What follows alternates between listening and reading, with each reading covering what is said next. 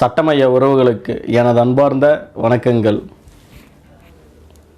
இன்றைக்கி நம்ம பார்க்கக்கூடிய விஷயம் வந்து பார்த்திங்கன்னா, நம்மளோட தேசிய கொடிக்குன்னு சொல்லிட்டு சட்டங்கள் இருக்குது. அது வந்து என்ன அப்படின்றத பார்க்க போகிறோம். அந்த தேசிய கொடியில் சொல்லக்கூடிய ஒரு சில முக்கியமான விஷயங்கள் என்ன அப்படின்றத இன்றைக்கி நம்ம வீடியோவில் பார்க்க போகிறோம்.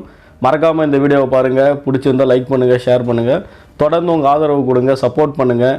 சேனலை மறக்காமல் சப்ஸ்கிரைப் பண்ணிவிடுங்க. தேசிய கொடிகள் சட்டம் அப்படின்னு சொல்லிட்டு ஒரு சட்டம் இருக்குது. 2002 வந்த ஒரு சட்டம். இந்த தேசிய கொடிகள் சட்டம் வரத்துக்கு முன்னாடி வந்து பார்த்திங்கன்னா, prevention of insult to national honour, அதாவது தேச அவமதிப்பு தடுப்பு சட்டம் அப்படின்னு சொல்லிட்டு சொல்லுவாங்க. அது மட்டும் இல்லாமல் த நேஷ்னல் அண்ட் நேம்ஸ் அப்படின்னு சொல்லிட்டு அதை வந்து மிஸ்யூஸ் பண்ணாமல் இருக்கிறதுக்கு அதுக்கு ஒரு சட்டம் வந்தது. இந்த சட்டங்கள் எல்லாத்தையும் வந்து பார்த்திங்கன்னா அதான் ஒருங்கிணைத்து கொடிகள் சட்டம் அப்படின்னு சொல்லிட்டு 2002 வந்தது. இது வந்து பார்த்திங்கன்னா ஒரு நேஷ்னல் ஃப்ளாக் எப்படி யூஸ் பண்ணணும், அதற்கான ஒரு கைடன்ஸ் என்ன, பார்ட் 1 வந்து பார்த்திங்கன்னா அதோட அந்த நேஷ்னல் ஃப்ளாகோட டிஸ்கிரிப்ஷன் என்ன, நம்மளோட நேஷ்னல் ஃப்ளாக் வந்து பார்த்திங்கன்னா ஒரு ரெக்டாங்குலர் ஷேப்பில் தான் இருக்கணும். அதுக்குன்னு சொல்லிட்டு வந்து பார்த்திங்கன்னா நிறைய ஒரு ப்ரிஸ்கிரைப்டு சைஸஸ்லாம் வந்து இருக்குது. எல்லாமே ரெக்டாங்குலர் ஷேப்பில் தான் இருக்கணும். மேலே வந்து பார்த்திங்கன்னா சாஃப்ரான் இருக்கணும், கீழே வந்து க்ரீன் இருக்கணும், நடுவில் ஒயிட் இருக்கணும்.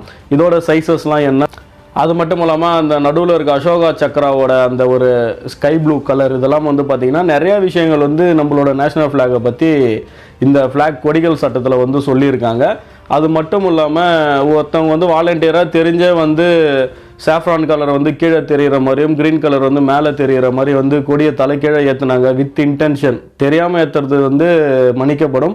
தெரிந்து யாராவது ஒரு நபர் வந்து ஏற்றுறாங்க அப்படின்னா அதற்கான வழக்கு பதிவுகள்லாம் அங்கங்கே நடந்துக்கிட்டு தான் இருக்குது. இதெல்லாம் வந்து பார்த்திங்கன்னா நீங்கள் கொடிகளை பற்றி தெரிஞ்சிருக்கணும்.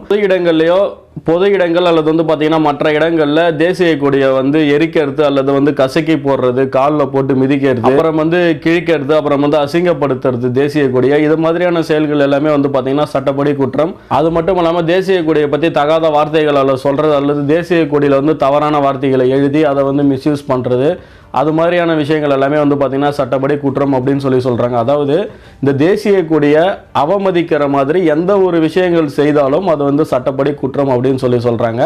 இதற்கான தண்டனை வந்து பார்த்திங்கன்னா அதிகபட்சம் 3 ஆண்டு வரைக்கும் தண்டனை கொடுக்கலாம். இந்த மாதிரி தவறுகள் செய்கிறவங்களுக்கு இது மாதிரி நிறைய பேர் வந்து மாட்டியிருக்காங்க. நிறைய இடத்துல வந்து தேசிய கொடி வந்து அவமதிக்கப்பட்டு அதற்கான வழக்கு பதிவும் வந்து நிறைய இந்தியாவில் நடந்திருக்கு. இது வந்து நீங்கள் முக்கியமாக தெரிஞ்சிக்கக்கூடிய விஷயம் அப்படின்னு சொல்லலாம். நம்மளுடைய தேசிய கொடி வந்து பார்த்திங்கன்னா ஒரு பறக்கிறப்பே வந்து பார்த்திங்கன்னா பயங்கர ஒரு மாசாக இருக்கும். அதை பார்க்குறதுக்கு அவ்வளோ ஒரு கெத்தாக இருக்கும். நம்மளோட ஒரு ப்ரைடு அப்படின்னு சொல்லலாம் நம்மளுடைய தேசிய கொடி. இதை வந்து அவமதிக்கிற மாதிரி யார் பண்ணாலும் கண்டிப்பாக அது வந்து சட்டப்படி குற்றமாக கருதப்படுது. அதற்கான சட்டங்கள்லாம் வந்து பார்த்திங்கன்னா நம்ம சொன்னது. அது மட்டும் இல்லாமல் நம்மளுடைய ஒரு நேஷ்னல் ஃப்ளாக் வந்து பார்த்திங்கன்னா வாகனத்தில் வந்து பயன்படுத்துவாங்க. அது வந்து யாரெல்லாம் வந்து வாகனத்தில் பயன்படுத்தலாம் அப்படின்னு சொல்லி பார்த்திங்கன்னா, இப்போ நான் டிஸ்பிளே பண்ணுற இவங்களாம் வந்து பயன்படுத்தலாம். இப்போது நம்ம டிஸ்பிளே பண்ணுற இவங்கெல்லாம் வந்து பார்த்திங்கன்னா கொடிகள், தேசிய கொடிகளை வந்து பார்த்திங்கன்னா தங்களுடைய வாகனத்தில் வந்து பார்த்திங்கன்னா பறக்க விடலாம்.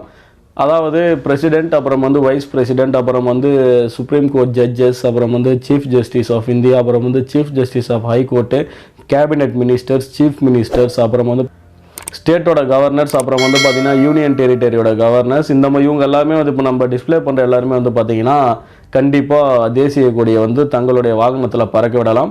இது மட்டும் இல்லாமல் நம்மளோட கொடிகளை வந்து நீங்கள் ஒரு பொது இடத்துல பயன்படுத்துகிறீங்க அப்படின்னா மற்ற கொடிகள் கூட நம்ம கொடி வைக்கிறப்போ நம்மளோட கொடி வந்து எப்பயுமே ஒரு படி மேலே தான் இருக்கணும். அது மட்டும் இல்லாமல் தேசிய கொடி இப்போ வந்து வெளிநாட்டிலேருந்து ஒரு நபர் நம்ம ஊருக்கு வராங்க அப்படின்னா அப்போ வந்து பார்த்திங்கன்னா ரைட் சைடில் வந்து நம்மளோட கொடி இருக்கணும், லெஃப்ட் சைடில் வந்து பார்த்திங்கன்னா அவங்களோட கொடி இருக்கணும்.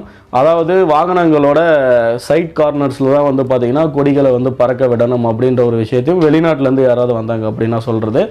இது மாதிரியான வந்து நிறையா விஷயங்கள் வந்து பார்த்திங்கன்னா இந்த தேசிய கொடிகள் சட்டத்தில் சொல்லியிருக்காங்க. ரொம்ப நாளாக எல்லாருக்குமே இருக்க ஒரு சந்தேகமாக இருக்கும், ரிப்பப்ளிக் டேக்கும் இண்டிபெண்டன்ஸ் டேக்கும் உள்ள வித்தியாசம் என்ன அப்படின்றத மறக்காமல் கீழே கமெண்ட் பண்ணுங்கள். எனக்கு தெரியும், உங்களுக்கு தெரிஞ்சிருந்தது அப்படின்னா மறக்காமல் கமெண்ட் பண்ணுங்கள். தொடர்ந்து உங்கள் ஆதரவு கொடுங்க, சப்போர்ட் பண்ணுங்கள். இன்னொரு வீடியோவில் சந்திக்கிறேன். நன்றி, வணக்கங்கள்.